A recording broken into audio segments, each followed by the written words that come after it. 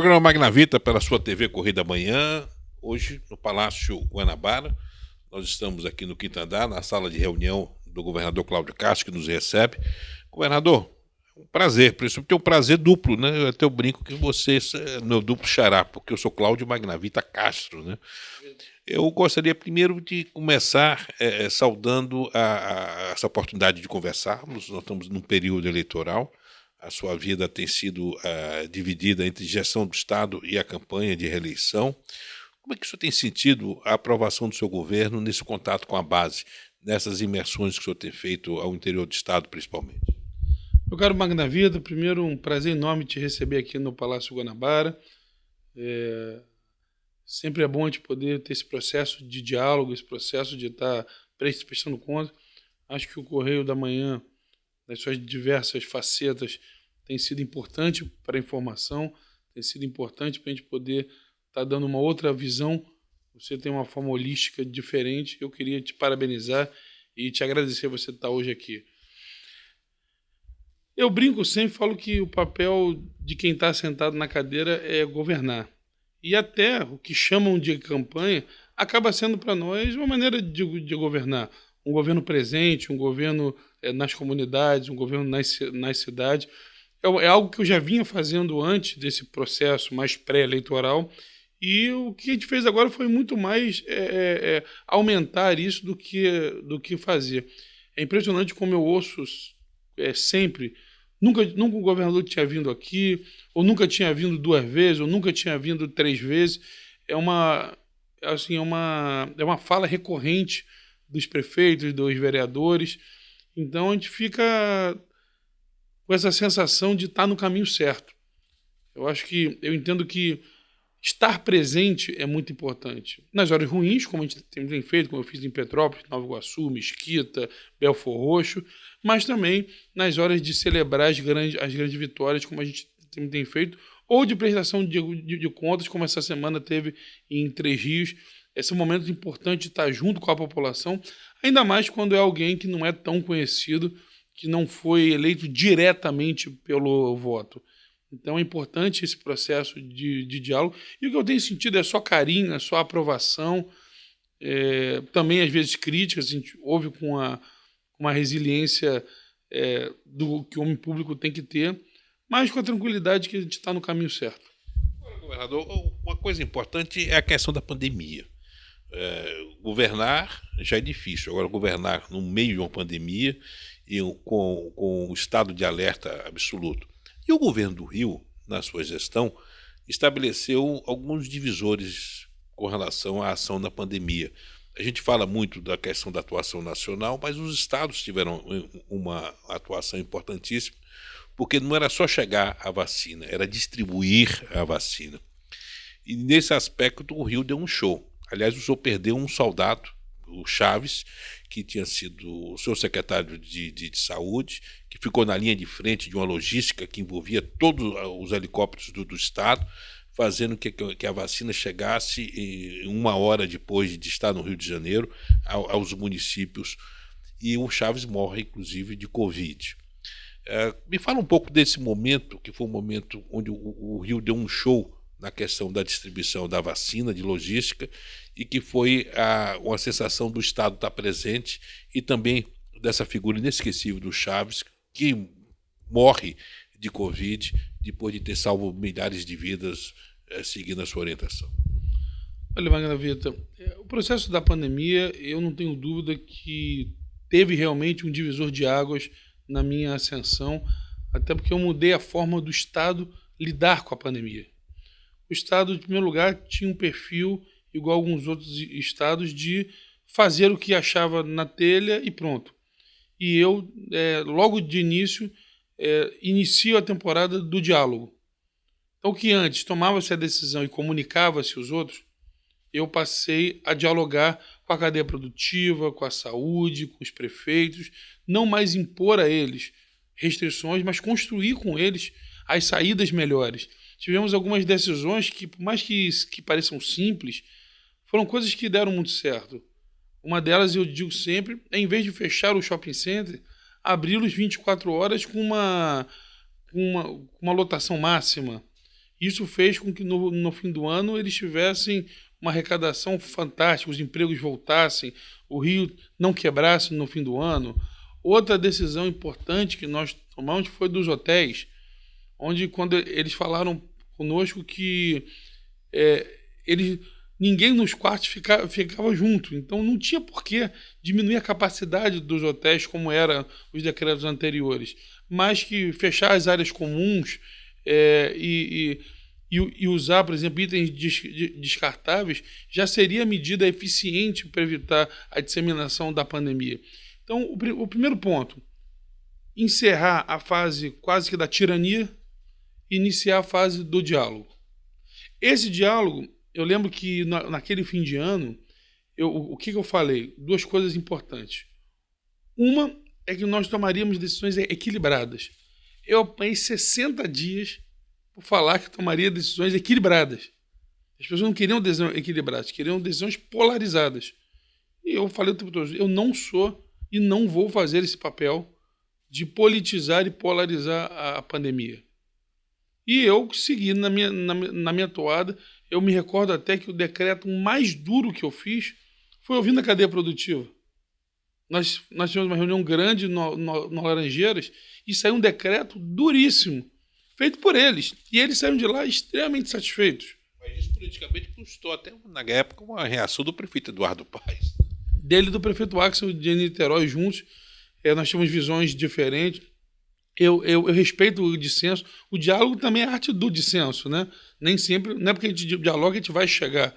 Naquele momento nós não chegamos a um consenso, cada um tomou um caminho, o Estado teve o seu caminho de editar o seu decreto, fazendo com que a vontade da cadeia produtiva, é óbvio que ali chancelada pela saúde, a gente não podia ter decisões onde a saúde fosse descartada.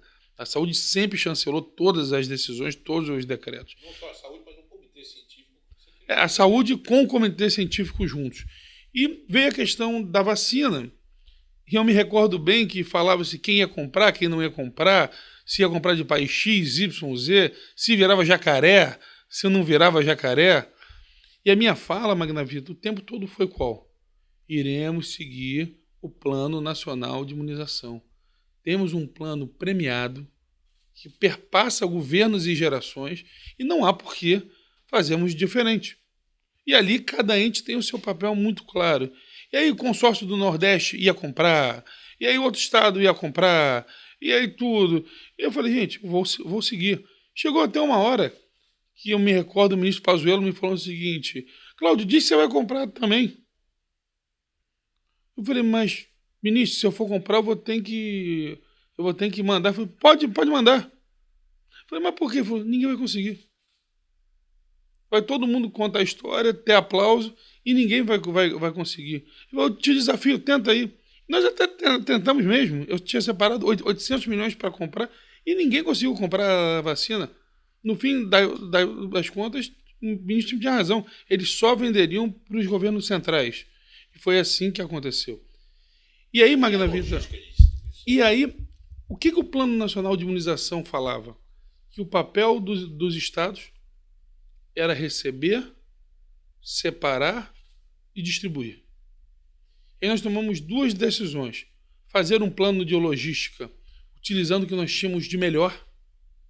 Então pegamos todas as aeronaves, tirando bombeiro e polícia, que ficavam sempre com uma reservada para ações. Até as deles eram utilizadas no processo da vacina. No dia que chegava a vacina, só tinha outro voo se fosse extremamente emergencial. Fora isso, todas as aeronaves estavam direcionadas. E também operações em Niterói que você montou, que dali decolavam. E também a questão da compra de insumos. Você conseguiu comprar seringa por um preço ínfimo. Itens que você comprou com antecedência, depois tiveram o valor triplicado e o Rio já tinha lastreado isso. Nós conseguimos comprar a seringa com os insumos por 17 centavos. Eu lembro que eu conversei com o governador Caiado e ele foi impressionado que ele com muito esforço, comprou a 34. Você vê, a licitação do governo federal a 22, para o Brasil inteiro, essa quantidade gigante, foi deserta. Isso se tudo se deu por a nossa escolha política não foi polarizar, foi trabalhar. E aí o Dr. Chaves montou um sistema de logística fantástico, montou um sistema de logística onde nós separávamos muito rápido a vacina. Nós levamos lá para o galpão de Niterói, de lá separávamos tudo por cidade. Em seguida, começamos a acompanhar o número das cidades, porque o número que vinha do governo federal, ele era pelo IBGE. Eu sei em cidades, por exemplo, Itaboraí. Itaboraí tinha um déficit enorme. São Gonçalo era o inverso. Você tinha, como as pessoas trabalham muito, muito fora, você teve um avanço muito, muito rápido. Então, o Dr. Chaves, além disso, ainda fez um sistema onde ele conseguia ir controlando as cidades para que todas tivessem no andamento similar. O Dr. Chaves foi realmente um guerreiro, um leão, tanto que eu me recordo que eu o convido. O Dr. Chaves era oriundo do Ministério Público. Eu brincava que ele era aquele que dava porrada no político. Então agora que eu queria que ele virasse o lado do balcão. Ele pulou lá do lado do estilingue pro lado da vidraça. Eu lembro que ele brigava com as promotoras. Aí falou assim: minha filha, você não entende nada disso. Eu te ensinava, você esqueceu? E ele era figura realmente... Está na hora de uma grande homenagem à memória dele. Né? É verdade. Já vamos fazer, né, o nosso Degoa lá na Lagoa. Vai se chamar Dr. Chaves. Porque ele é um piloto de helicóptero, um exímio piloto de helicóptero, inclusive ele que pilotava algumas brigas minhas com ele, que eu ligava para ele para resolver uma coisa. Doutor Chaves, de onde? Estou aqui no helicóptero pilotando. Mas, doutor Chaves, o senhor é secretário de saúde, o senhor não é piloto. E eu brigava com ele, e foi assim, mas a paixão dele por distribuir a vacina, por ele ir pessoalmente entregar, era uma coisa que ele até me desobedecia, porque a paixão dele era maior. É importante não só mostrar essas pessoas como o Dr. Chaves, mas mostrar que o governo teve uma participação muito relevante, porque a vacina não chegou nos 92 municípios do Rio instantaneamente por osmose. Mas, governador, eu gostaria de falar também na questão da gestão administrativa, sua preocupação com o funcionalismo público. Primeiro, a coisa mais sagrada do funcionalismo é a remuneração. O senhor encontrou uma folha, um Estado que não tinha dinheiro para pagar a folha, e hoje o Estado, sem utilizar para custeio a verba da privatização do saneamento, tem conseguido acertar as contas. Me fala desse respeito ao funcionalismo e uma palavra especial também aos aposentados, que são aqueles que ajudaram a construir o Estado e que muitas vezes são relegados a um segundo plano. Magna Vida, aqui nós temos que entender que tudo faz parte de um ciclo e de um processo. Se você começa a desequilibrar o Estado, começa a fazer ou menos por aqui ou mais por ali, você está quebrando um fluxo que vai fazer com que o Estado ande corretamente. Então, se você gasta demais num lugar, vai faltar dinheiro para o outro. Se você para de fiscalizar, vai faltar dinheiro para você pagar. Então, tudo aqui é um ciclo. E esse ciclo do Estado que estava, na verdade, rompido. Você pegava dinheiro extraordinário, que é de royalties, participação especial, e pagava salário. Você dava aumento pensando em coisas que eram efêmeras, que iam diminuir. A primeira coisa que nós fizemos foi uma paz administrativa. Então, botar as coisas em dia, criar comissões de controle, criar maneiras do Estado ter uma vida mais linear. Uma vez feito isso, havia-se condição de investir e de cuidar do servidor. E aí vem aquela decisão: o que eu faço? Eu dou aumento ou construo estrada, faço ponte? Um lado vai querer só estrada e ponte e vai dizer que é o seguinte: o servidor ele não faz nada, não sei o quê. E o outro lado vai dizer o seguinte: não, o servidor é a preciosidade do Estado, ele faz o Estado andar. Qual foi a nossa decisão? O equilíbrio. O servidor já estava 7 anos recebendo no 10º dia útil, quando recebia, e sem nenhum reajuste. E nós não tínhamos uma capacidade nenhuma de investir. Então, eu entendo que, às vezes, principalmente do lado da Assembleia Legislativa, há uma vontade de ajudar o servidor, mas eu não podia perder essa capacidade de manter o equilíbrio no Estado. Ter as contas ajustadas, fazer o investimento necessário. O Estado não vai crescer se não tiver infraestrutura, e com essa infraestrutura trazer empresas, gerar emprego e arrecadar mais para que eu possa melhorar mais ainda a vida do servidor. Ao passo que, se eu não tiver o servidor bem, o Estado não vai gerar ponto de eu conseguir dinheiro para fazer essa infraestrutura. Então, esse equilíbrio que a gente tem que tomar muito cuidado, e às vezes esse equilíbrio ele é construído com muito não. Ele é construído... Não também é resposta, né? Na vida política. Né? Claro. Até outro dia eu ouvi uma coisa, que a política tem que aprender mais a dizer não e a desapertar a mão. Eu achei esse termo fantástico. Às vezes as pessoas não conseguem dizer o seguinte: olha, eu tentei, mas não vai dar para fazer isso. Mas falar com a população, desapertar a mão. Simplesmente abandonam e tchau. Tem uma foto do Correio da Manhã onde há um abraço simbólico do governo do Estado a uma das vítimas de Petrópolis, do governador, num aconchego, num abraço de aconchego. É uma situação que lhe marcou muito, porque governar também é trazer uma experiência de vida que nenhuma outra atividade dinâmica pode trazer, porque você está influindo na vida. E Petrópolis foi um marco, porque você teve mais de 200 vítimas, o governo teve uma ação imediata. Nós estamos falando pela nossa TVC, a nossa TVC deu um show de cobertura na questão da catástrofe, da primeira catástrofe de Petrópolis, e pudemos presenciá-la. Mas vamos voltar ao abraço, aquele aconchego seu naquele momento que foi... Nós estamos tendo a imagem dessa foto na capa do Correio da Manhã, que eu fiz questão de ser uma foto emblemática. Me conta essa história daquele abraço. Eu estava em Barra Mansa e chegou um WhatsApp do Matheus Quintal, então secretário de Assistência de Desenvolvimento Humano. Que tem a base em Petrópolis. Que tem a base em Petrópolis, que mora em Petrópolis.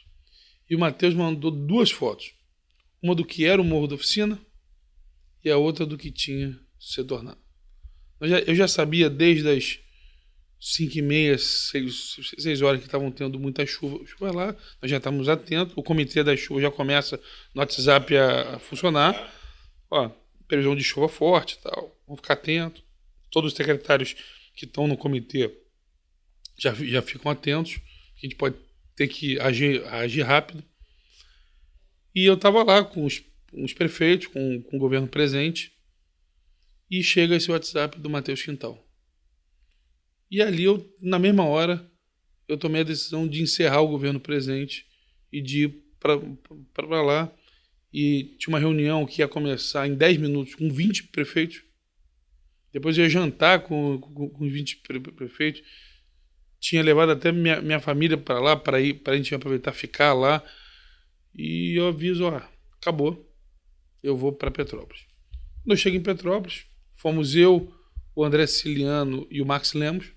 Aliás, o GSI ficou de cabelo em branco, porque ali você tinha os dois a nível de sucessão do Estado voando numa aeronave de asa rotativa, com um helicóptero, em plena chuva e pleno temporal. Ali estava o núcleo duro do Estado, a recomendação é que não haja esse tipo de compartilhamento. Exato. Nós desobedecemos esposas e GSIs. As esposas todas desesperadas: vocês não vão voar, vocês não vão. E ele falou: nós temos que ir de qualquer jeito. Quando eu cheguei lá, eu levei ali, de onde a gente pousou, na BR, ali tem um hotel ali bem no Vila Itaipava, que bem na BR. Nós levamos dali até o bombeiro, que é um trajeto que deve levar 20 minutos, nós levamos quase 2 horas. A cidade era um nó, Magna Vita, um nó. A marca d'água era mais alta que eu.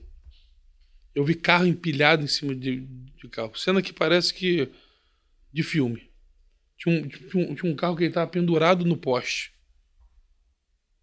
Nós chegamos lá, eu fui no corpo de bombeiros antes, o bombeiro não conseguia chegar. Os bombeiros estavam indo a pé, porque o volume da água ainda era alto e o trânsito tinha parado a cidade.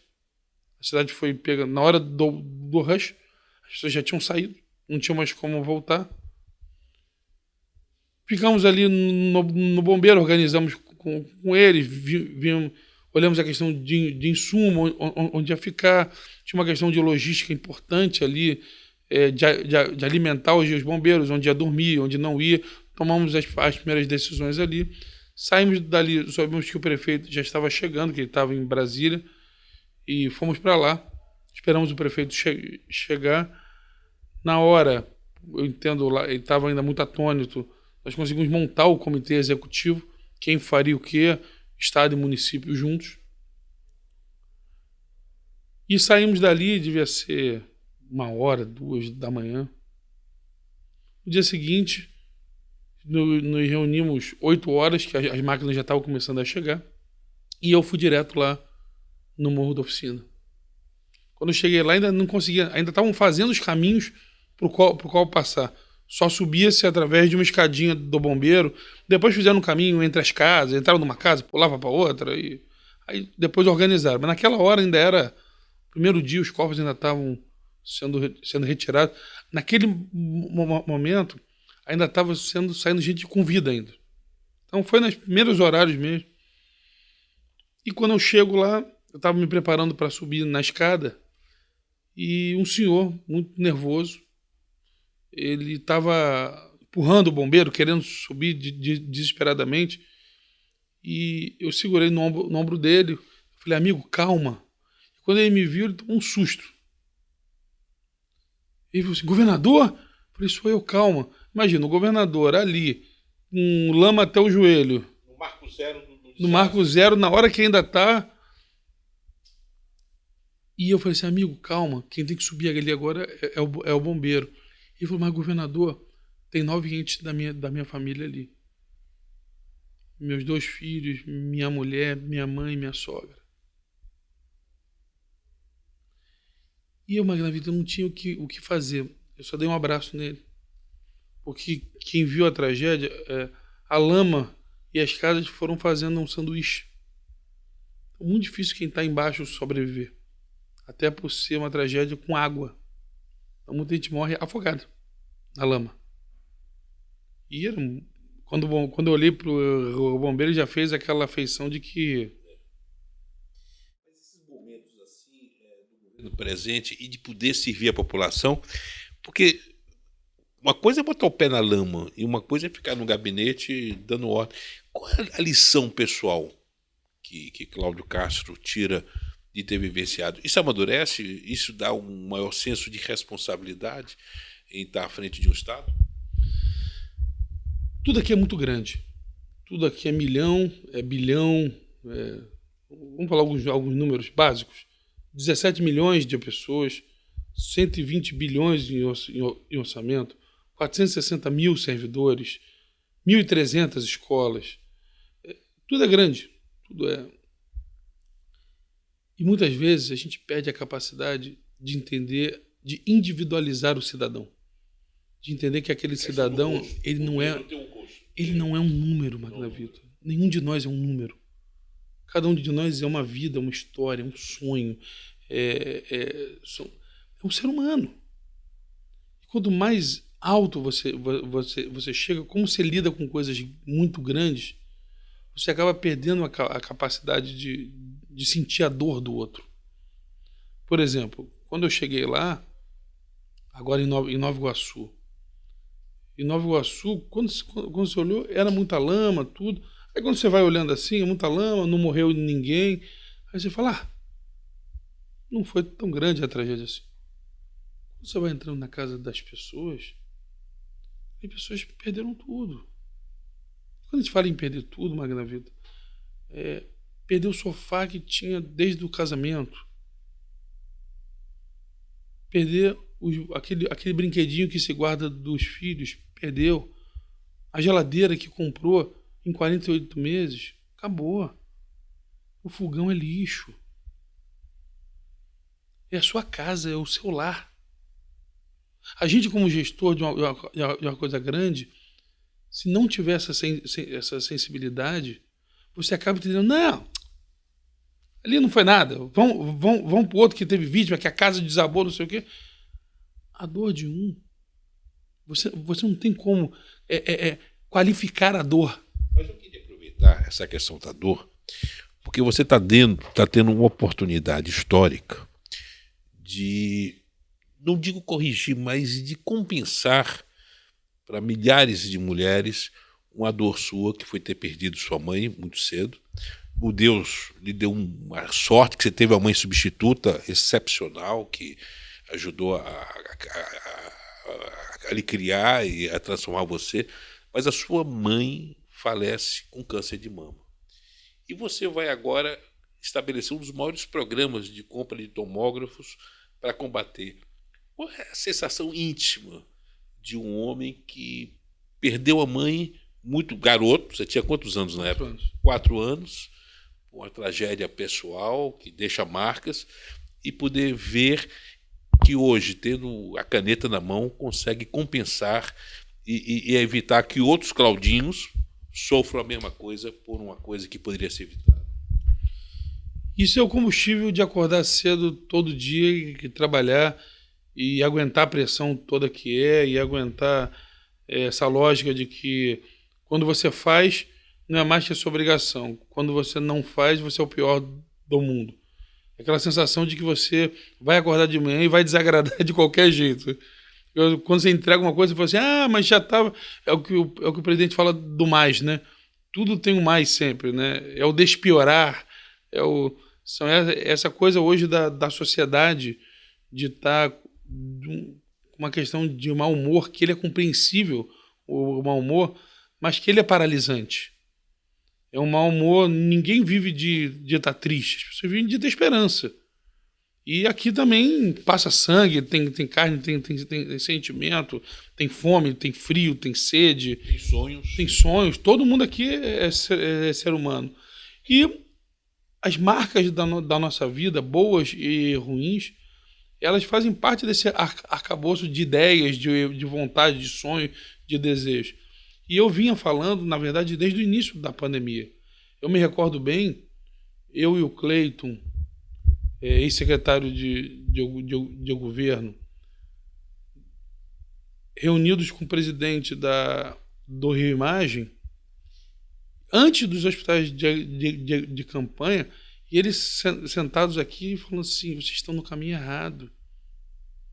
Vamos fazer tomografia. Se a gente fizer a tomografia e ver que o pulmão tá tomado, vamos começar o tratamento precoce da pneumonia. Quem não tiver com o pulmão acometido vai ser só um estado gripal, um estado de vias aéreas, tudo. Esse a gente manda para casa. Em vez de fazer CTI, vamos fazer... O presidente do Rio Imagem, antes de todo mundo, falava, esse protocolo está errado. Nós temos que fazer tomografia nas pessoas. A imagem mostra, se a gente tratar a pneumonia cedo, a gente vai conseguir salvar muito mais vida do que ficar abrindo um monte de coisa que não precisa. A gente abre leito nos próprios hospitais, coloca tomógrafo em tudo, separa os tomógrafos para atender a pandemia e vamos fazer tomografia. Um visionário. E na época a decisão do então governo foi diferente, foi fazer os hospitais de campanha.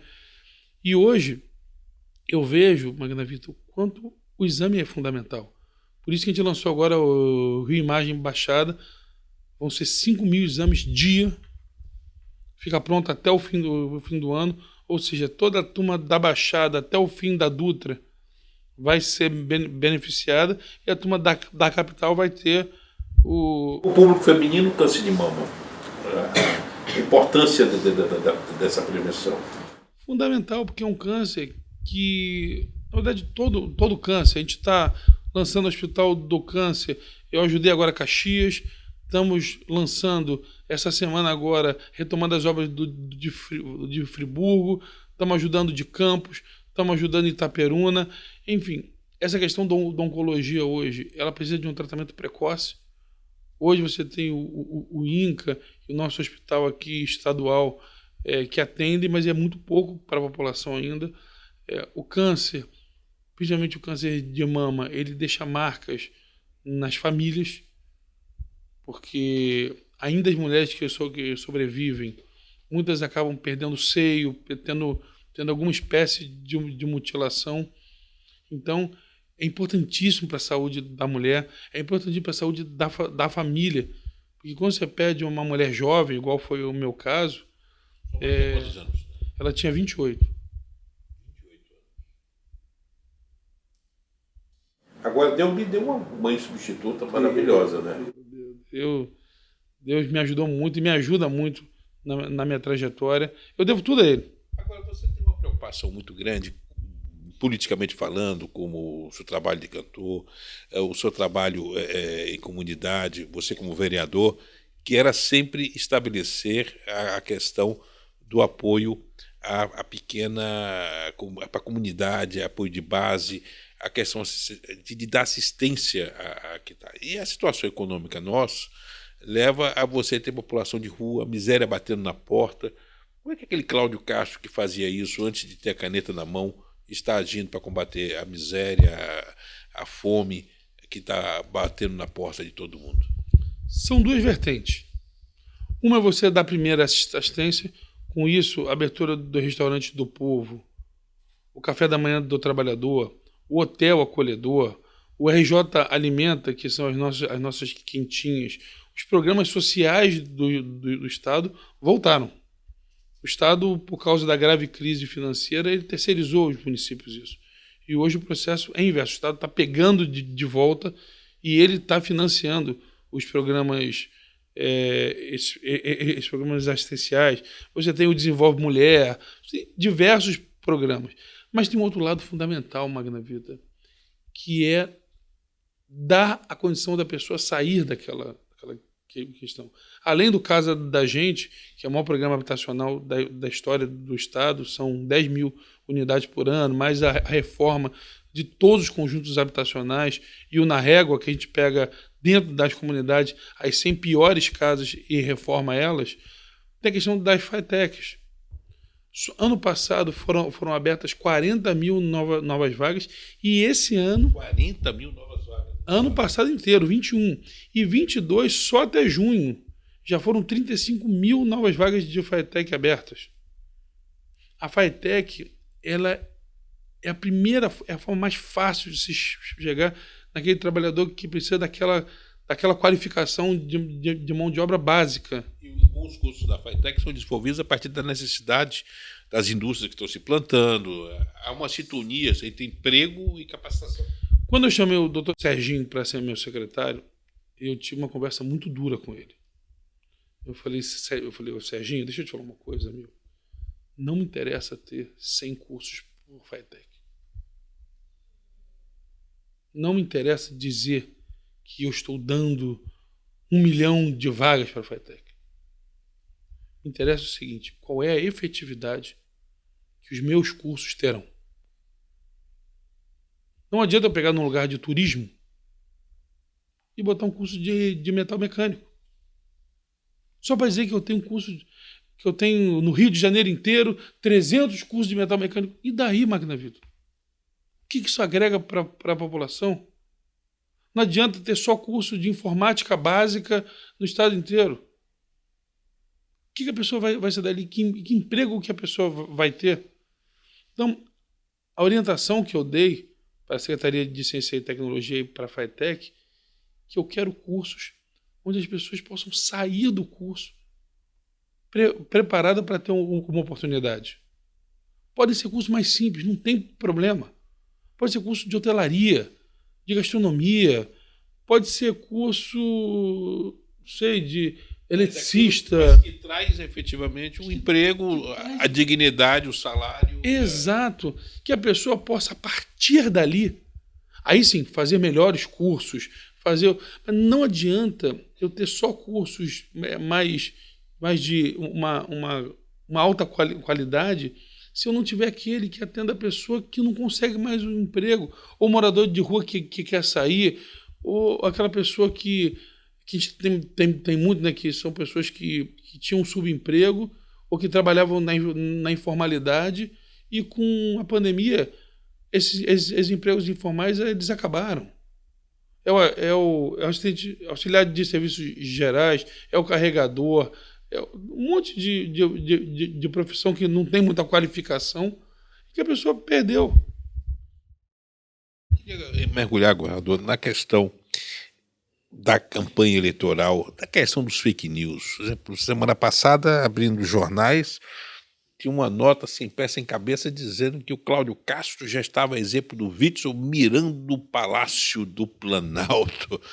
É evidente que a gente dá risada, quem acompanha e quem faz uma cobertura como Correio da Manhã faz de bastidor. Eu nunca detectei nenhuma frase, senão já teria até publicado na coluna. Mas essas coisas surgem e brotam do nada. Você acredita que brotam do nada ou jabuti não sobe em árvore? Jabuti não sobe em árvore. Hoje tem dois lados, eu penso, Magna Vida.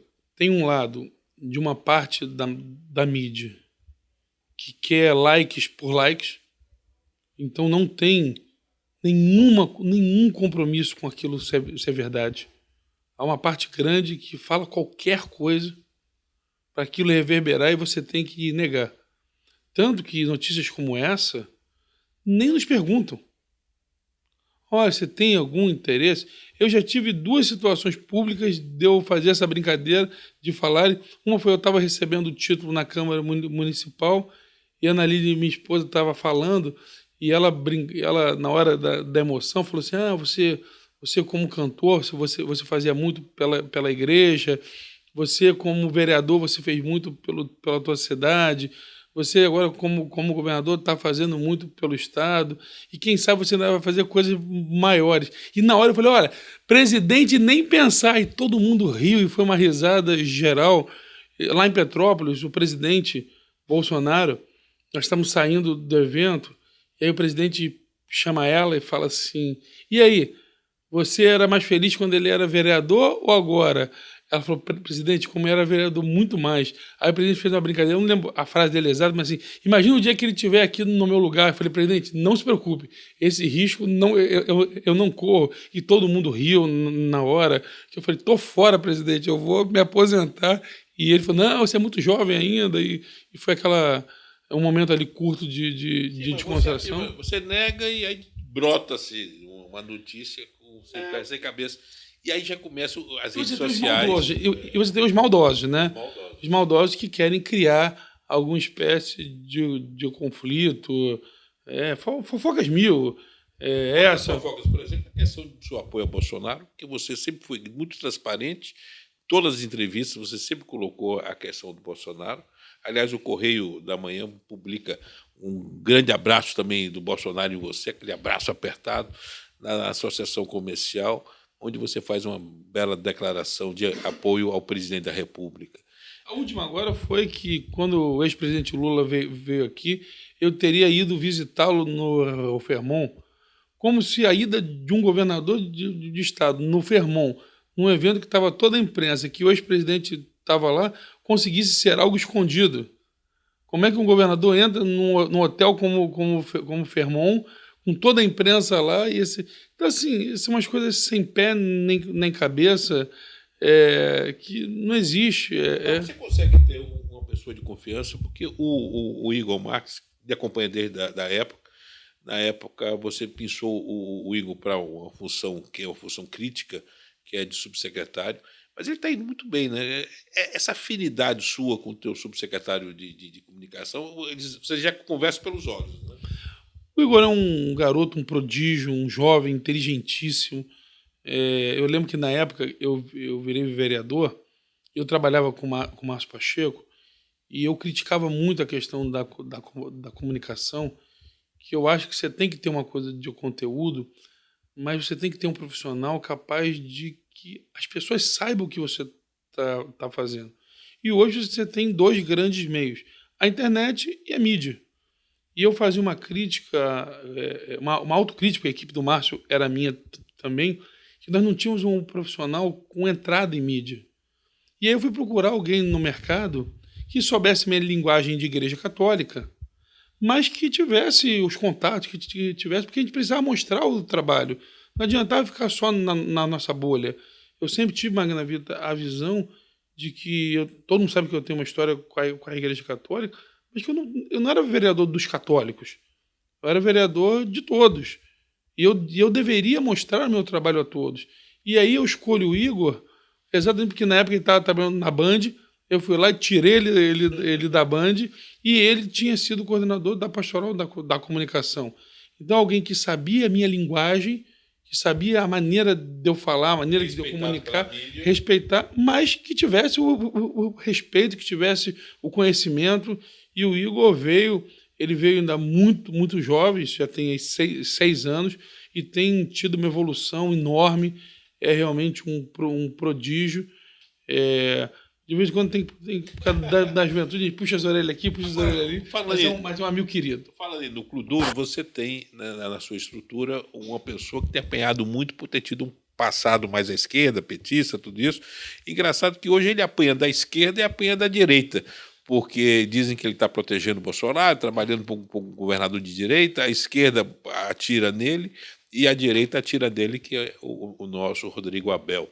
Qual a importância de ter um pensador, um cientista político, ter um Rodrigo Abel no seu bastidor? E, principalmente, me fala desse fogo cruzado que ele apanha dos dois lados. Ele apanha dos dois lados, é o sinal que ele está no caminho certo. Isso é verdade. É o sinal que ele está no caminho totalmente certo. E eu falo para ele, Rodrigo, o teu papel não é agradar. Você não é político. O teu papel é me blindar.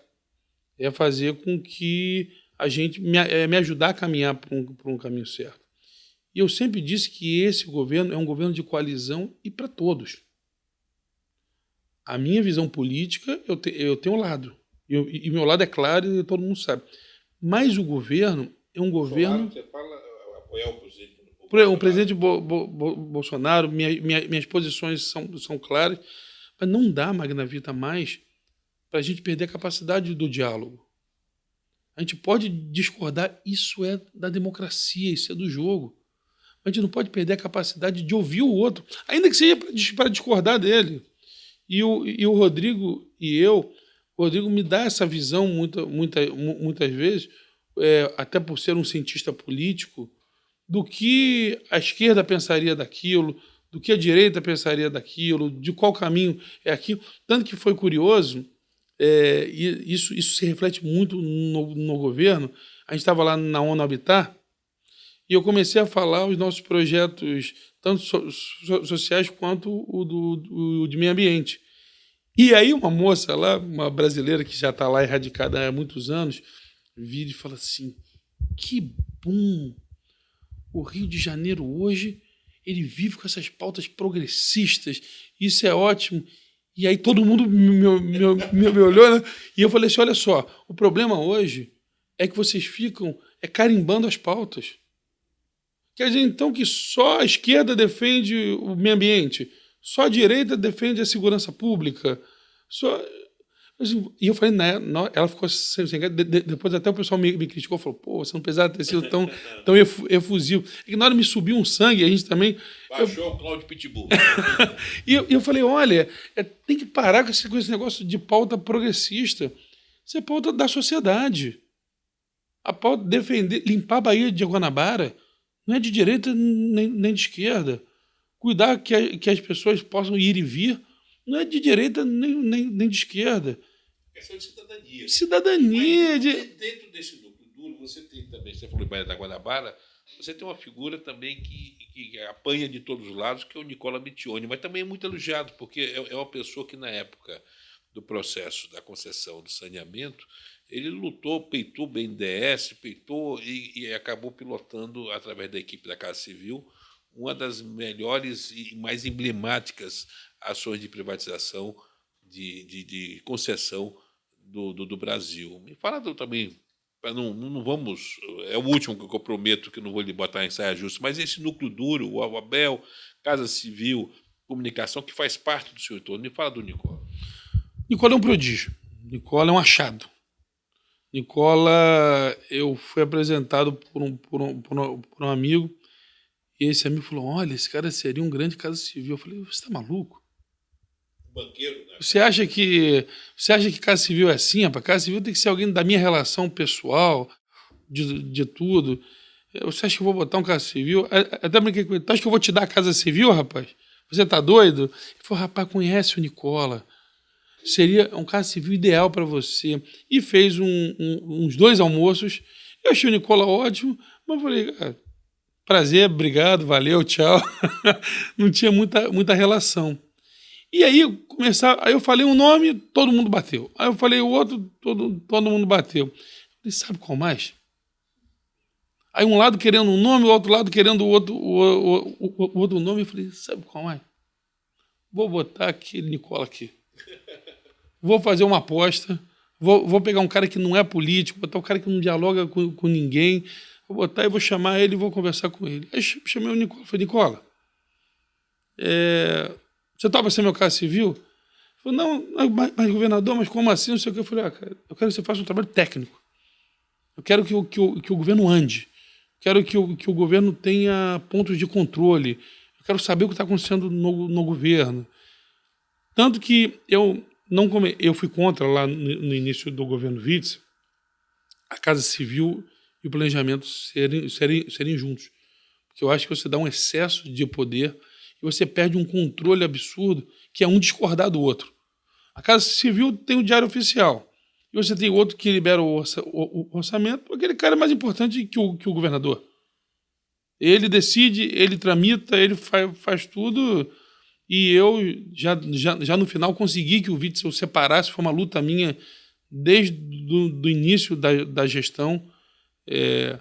Até na época era o Zamit, que foi uma das nossos grandes embates, que eu discordava de serem unidos, Casa Civil e Planejamento. Eu acho que você perde muito de gestão. E eu mantive afastado, e hoje o Nicola é uma figura ímpar no governo, importantíssimo. O governo gira todo em volta do Nicola. Agora, diz que a figura mais emblemática do governo se chama Analine Castro, em termos de ter uma primeira-dama, porque você está no processo de reeleição, Analine identifica o respeito que você tem pela mulher, a questão do público feminino. Tem uma primeira-dama que compreende e que lhe apoia, isso faz uma diferença. Faz toda a diferença. Eu brinco que ela é minha sócia majoritária. Que se não fosse o apoio dela, se não fosse o carinho dela, eu não teria chegado onde eu cheguei. Há um erro, às vezes, da concepção da sociedade patriarcal, machista, é que a mulher, o cara fala assim, tudo que eu construí. Você não construiu nada. Quando você tem alguém que sabe o seu papel, e a Analine, ela consegue ser a mãe, a pessoa que cuida da casa, mas ela também consegue ser aquela que ontem, meia-noite, estava brigando comigo aqui pela notícia do Desenvolve Mulher, que atrasou o pagamento, e consegue ser aquela pessoa que na hora da dificuldade tem uma palavra calma, na hora que tem que agir, fala, você não pode ficar parado, vai lá e faz tudo. Então é o seguinte, essa sensibilidade dela é uma coisa importantíssima, e eu sempre digo que ela é minha sócia majoritária, porque sem o apoio, sem a amizade, sem o carinho, eu com certeza não teria chegado aqui. Estamos chegando ao final da entrevista, eu queria falar sobre sonho. Qual é o sonho do Cláudio Castro com relação ao próximo governo? Quais são as grandes metas suas no caso da sua reeleição? Magna Vida, eu sonho que ninguém fique mais sem emprego.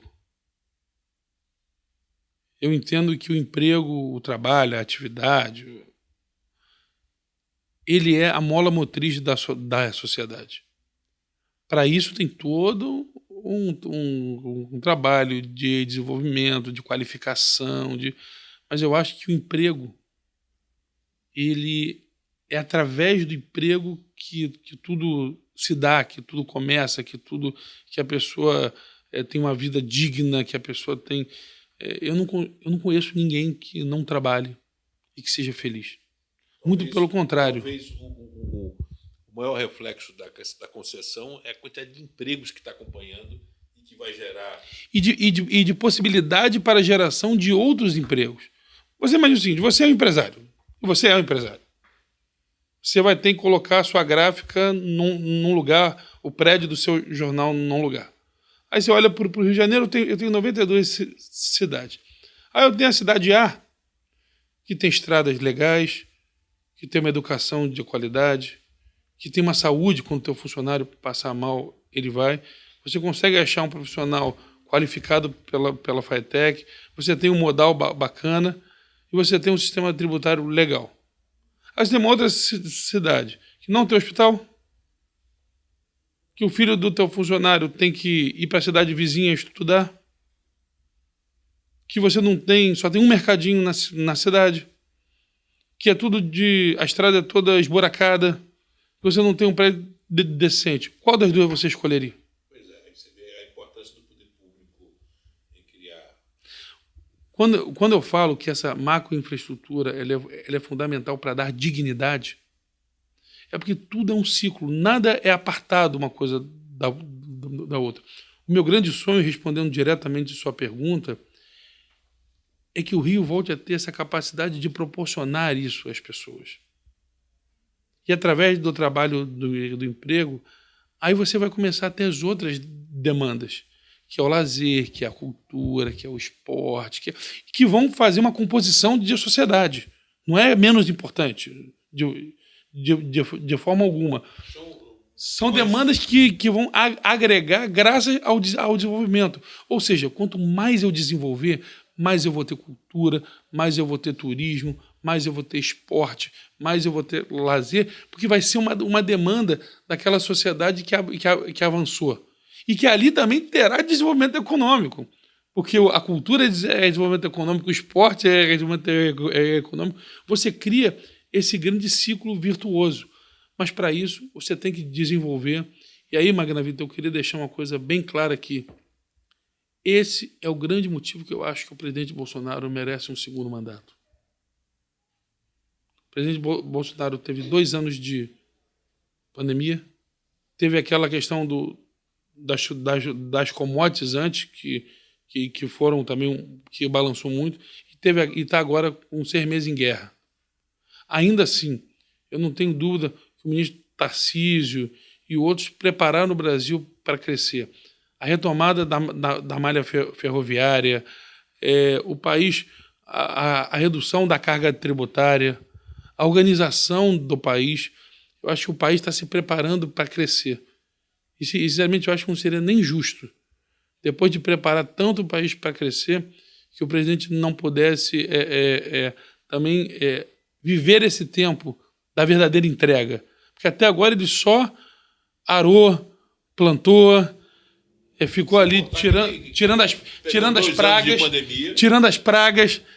Ele só está agora. Na hora da colheita, eu acho que seria muito, muito justo e seria um prêmio para o presidente Bolsonaro fazer essa grande colheita, que eu tenho certeza que o país fará. O país vai fazer essa colheita. E eu sou uma das coisas... Sempre me pergunto, por que você acha que o presidente Bolsonaro merece um segundo mandato? Porque eu acho que ele preparou a terra para uma grande colheita. E essa colheita virá. O país será um país melhor em pouco tempo. E sem contar na questão da honestidade. Que são as pragas. Pois é, eu gostaria de fazer uma pergunta pessoal minha com relação a... Eu vou contar um negócio para você. Eu era destro, minha avó me manda mudar de mão, tudo isso. E apesar de trabalhar com televisão, tudo isso, eu, quando estou na intimidade, eu gaguejo. Me fala um pouco, porque você enfrentou isso num artigo da Folha, onde você assume e você responde com veemência a isso. Me fala um pouco como é que você administrou, como é que você administra isso, como é que você colocou, porque, no meu ver, no meu ponto de vista, isso humaniza a pessoa, tem um viés de humanização. E às vezes falam que a gagueira é oriundo de pessoas que pensam muito mais rápido do que pode se expressar mecanicamente. Às vezes, no meio da fala, ela está mudando já de ideia. Como é que você administra isso? Na vida, eu não vou dizer que isso não me causou. Essa entrevista, hoje, Foi brilhante. Não teve nenhum. Eu não vou dizer que isso não me causou sofrimento ao longo da vida. Claro que causou. Hoje eu sou uma pessoa muito bem resolvida, mas é óbvio que ter perdido a mãe cedo causa traumas. Óbvio que ser gago causa traumas. Eu era gago e gordinho. Então você imagina, é óbvio que isso gera na gente, mas eu, principalmente depois que eu entrei na igreja, tudo, eu consigo me olhar tão maior que os meus defeitos. Eu consigo enxergar em mim tanta vontade de acertar, tantas coisas positivas, que é aquela questão mesmo de você se aceitar como você é. Se aceitar como você é e não achar que aquilo é algo que te gere um demérito, faz aquilo não te atrapalhar mais. Eu sou gago? Sou político. Fui parlamentar gago, olha, advogado e parlamentar gago. Mas no palco, cantor também. Não tem problema nenhum com isso. Eu nunca, na banda mesmo que eu passei, eu não cantava, eu fui estudar para cantar. E naquele ano que eu estudei, eu fui indicado por eu fiquei entre os 4 maiores cantores católicos do Brasil. Eu era um cara que não cantava, eu fui estudar para gravar um CD bonito, tudo.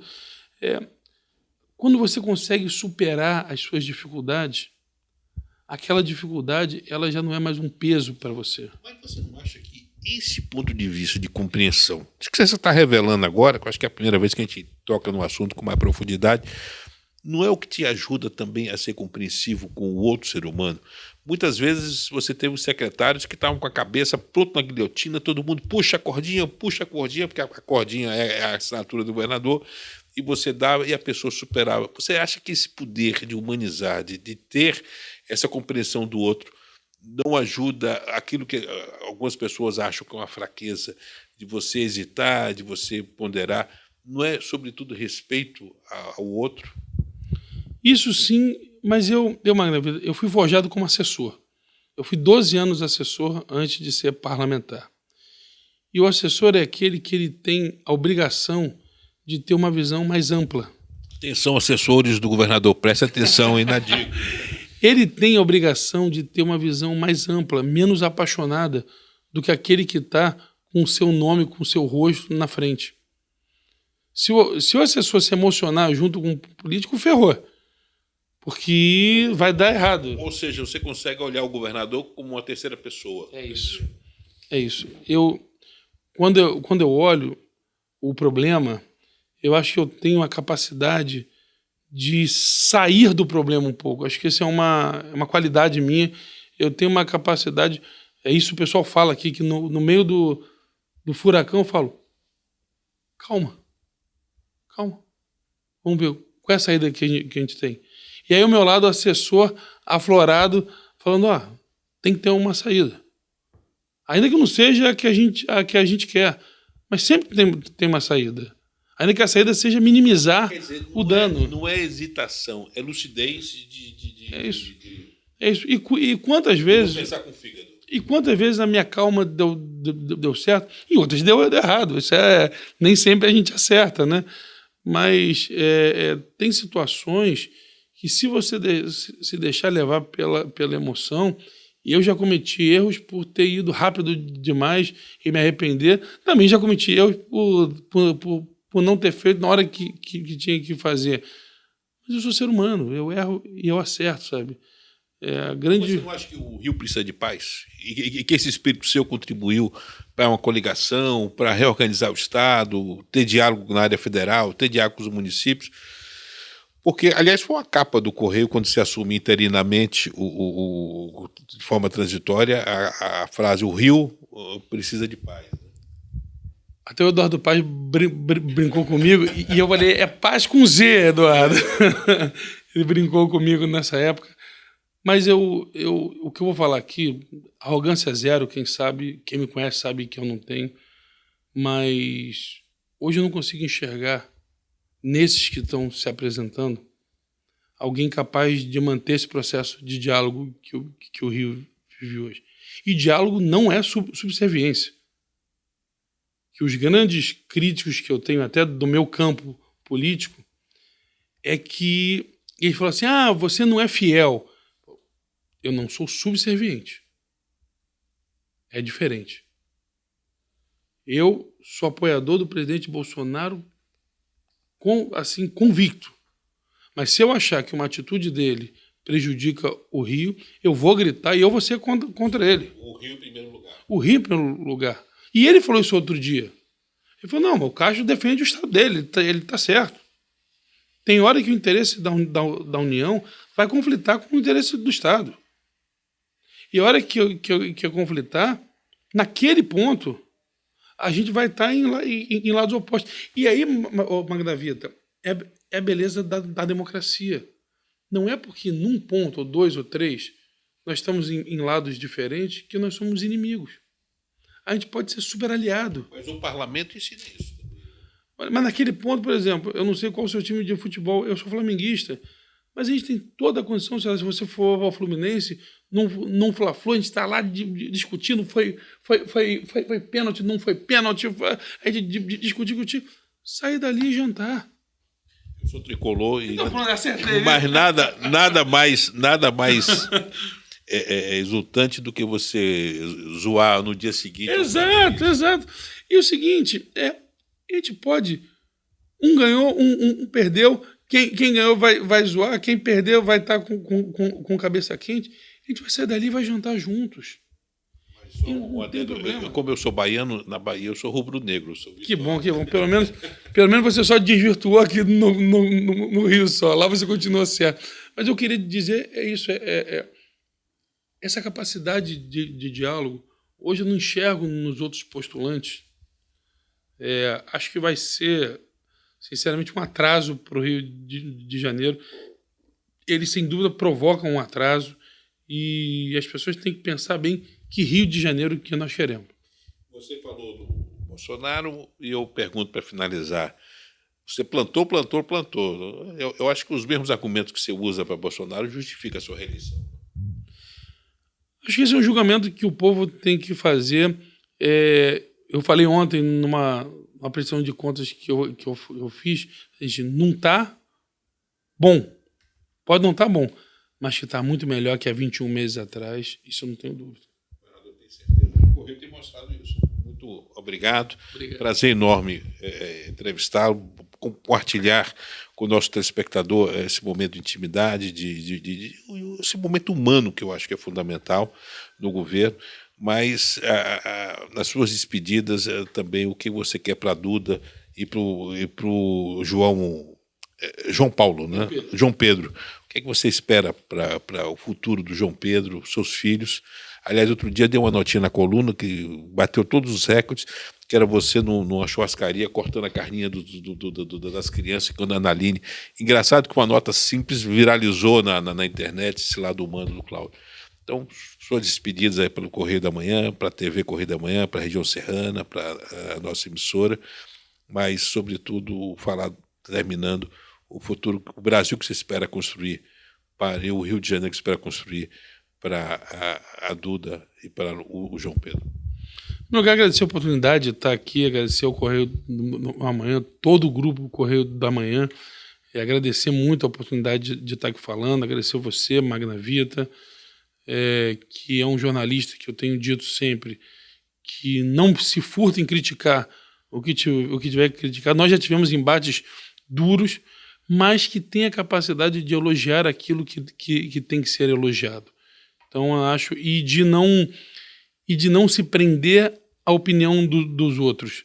Então, acho que é por isso que o Correio da Manhã cresce tanto, por isso que todo o grupo tem crescido, jornal, TV, enfim, coluna, tem crescido tanto, pela capacidade de ter a coragem do contraponto e de fazer a crítica, doa quem doer, sendo ela uma crítica leal, honesta. E algumas vezes eu já tive a oportunidade de ver você no dia seguinte se desculpando e falando, falha nossa. E dar o mesmo espaço que você usou para criticar, você usa para dizer que você se equivocou. Isso é do ser humano. E é bonito quando a imprensa, no geral, entende que ela também é passível de erro e de crítica, enfim. Quanto a Duda e o João, eu vejo muito por aí, Magna Vida, as pessoas falando que mundo que eu vou deixar para os meus filhos. E a minha preocupação hoje, mais de que mundo eu vou deixar para os meus filhos, é de que filhos eu vou deixar para esse mundo. É de fazer aquilo que eu tenho que fazer. Não ficar esperando que o outro faça. É de educar o meu filho para ele ser honesto, para ele ser trabalhador, para ele ser uma pessoa que respeita as outras, para que eles sejam pessoas que construam sociedade e não ficar esperando que essa sociedade faça deles alguém melhor. Eu, como pai, eu tenho sonho de proporcionar que os meus filhos sejam construtores e não sejam parasitas e esperando que outros construam por eles. Acho que mais do que mundo que eu quero para eles, que filhos que eu quero que ajudem a construir esse mundo. Essa é muito mais a minha visão. Governador, mais uma vez, obrigado. Muito obrigado. Chegamos ao fim desse programa, um programa especial gravado direto do Bopata Guanabara para a sua TVC, a TV do Correio da Manhã.